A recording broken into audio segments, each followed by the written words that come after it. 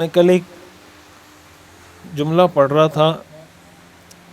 کہ اگر آپ مسجد نہیں جائیں گے تو کوئی اور تو چلا جائے گا، اگر آپ قرآن کی تلاوت نہیں کریں گے تو کوئی اور تو کر ہی لے گا، اگر کوئی خاتون پردہ نہیں کرتی تو کوئی اور خاتون کر لے گی پردہ، آپ روزہ نہیں رکھتے کوئی اور تو رکھ لے گا روزہ، آپ قرآن نہیں سنتے رمضان میں کوئی تو سن لے گا، نقصان آخر میں ہمارا ہی ہونا ہے، اللہ کا کوئی نقصان نہیں ہے۔ اللہ کا قرآن دنیا میں کوئی نہ کوئی پڑھتا ہی رہے گا، کوئی نہ کوئی سنتا ہی رہے گا، اللہ کے سامنے کوئی نہ کوئی سجدہ کرتا رہے گا، اللہ کے لیے کوئی نہ کوئی عورت پردہ کرتی رہے گی، اللہ کے احکام پہ کوئی نہ کوئی دنیا میں عمل کرتا رہے گا۔ اللہ کو فرق نہیں پڑتا، فرق ہمیں پڑے گا۔ ہم عمل کر لیں گے تو ہم کامیاب ہو جائیں گے، ہم عمل نہیں کریں گے تو نقصان اٹھائیں گے۔ ہم نہ عمل کر کے کوئی نیک کام کر کے نہ تو اللہ کی کبریائی اور بڑائی میں کوئی اضافہ کرتے ہیں، نہ گناہ کر کے اللہ کی شان میں ہم کوئی کمی کر سکتے ہیں۔ حدیث شریف میں آتا ہے نا، حدیث قدسی ہے، لو ان اولکم وآخرکم وانسکم وجنکم قاموا فی صعید واحد فسألونی فأعطیت کل واحد مسألته ما نقص ذلك مما عندي الا كما ينقص المخيط اذا ادخل البحر۔ اللہ فرماتے ہیں کہ تم سارے کے سارے، اولکم و آخرکم، تمہارے پہلے تمہارے بعد کے، انسکم و جنکم، سارے انسان سارے جنات ایک جگہ کھڑے ہو جائیں اور ایک ساتھ مجھ سے سارے اپنی حاجات مانگنے لگیں، ہر آدمی کی، ہر جن کی، ہر انسان کی کوئی نہ کوئی حاجت ہے، سارے ایک ساتھ مجھ سے مانگنے لگیں اور میں سب کو اسی ایک لمحے میں ان کی ساری حاجتیں پوری کر دوں۔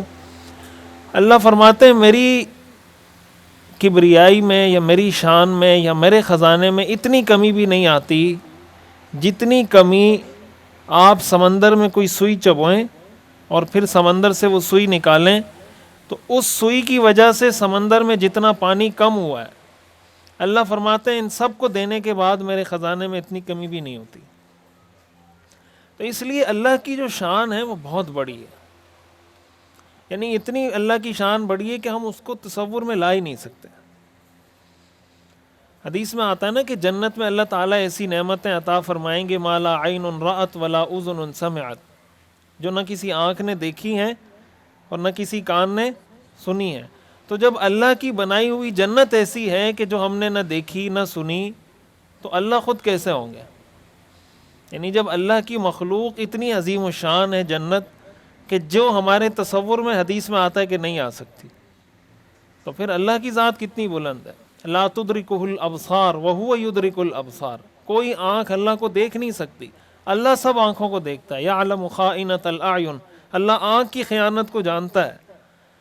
کون سی آنکھ کہاں اٹھ رہی ہے، کس مقصد کے لیے اٹھ رہی ہے، کس نیت سے اٹھ رہی ہے، اللہ جانتا ہے۔ اللہ کا جو علم ہے نا وہ بہت وسیع اور بہت گہرا، بہت باریک بینی کے ساتھ اللہ تعالیٰ ایک چیز کو دیکھتے ہیں۔ ایک بزرگ سے میں نے یہ بات سنی کہ جو فرشتے ہیں نا کرامن کاتبین، تو وہ یہ فرما رہے تھے کہ یہ ایسا لگتا ہے جیسے کوئی اکاؤنٹنٹ ٹائپ کے لوگ ہیں یہ جو فرشتے ہیں۔ یعنی کئی اس طرح کی روایات آپ کو ملیں گی کہ اللہ تعالیٰ فرماتے ہیں کہ میں نے فلاں آدمی کی مغفرت کر دی، تو فرشتے آگے سے سوال کرتے ہیں کہ یا اللہ اس نے تو یہ کام اس نیت سے کیا تھا، آپ نے اس کی مغفرت کیوں کر دی؟ جیسے ایک اکاؤنٹنٹ ہوتا ہے نا، وہ ایک ایک چیز کا حساب رکھتا ہے، تو فرشتے اس طرح حساب رکھ کے اللہ سے پوچھتے ہیں کہ یا اللہ یہ کام تو اس نے اس نیت سے کیا تھا، آپ نے تو اس کو بھی بخش دیا۔ پھر اللہ تعالیٰ بتاتے ہیں کہ بھائی اس کو میں نے اپنے فضل سے بخشا، تم اس کو چھوڑ دو، تو پھر وہ ایکسیپٹ کرتے ہیں۔ وہ حدیث میں آتا ہے نا کہ اگر کوئی مجلس ہو جس میں لوگ اللہ کا ذکر کر رہے ہوں تو فرشتے ان کو ڈھانپ لیتے ہیں اور اللہ تعالیٰ ان کے لیے مغفرت کا اعلان کر دیتے ہیں۔ تو اس میں ایک آدمی ایسا ہے جو اپنے کسی کام سے آیا ہوتا ہے، تو اللہ اس کی بھی مغفرت کر دیتے ہیں۔ تو جب فرشتے جاتے ہیں تو اللہ سے کہتے ہیں کہ یا اللہ وہ آدمی تو اپنے کام سے آیا تھا، آپ نے تو اس کو بھی بخش دیا۔